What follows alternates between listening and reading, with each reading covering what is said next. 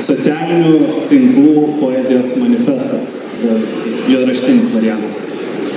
Mes siekiame grąžinti jausmus poezijai, kad poezija vėl užkariautų širdis. Eilėraščiai, kurie nemoka pravirkdyti ar bent jau užgniaužti kvapo, niekam tikę. Yra begalė poetų, kurie rašo neturėdami ką pasakyti ir labai mažai rašančių ir turinčių ką pasakyti apie šiandieninį gyvenimą. Poetai, kuriantis poeziją kitiems poetams, mums nuobodus. Mes netikime, kad literatūriškumas yra poezijos vertės matas.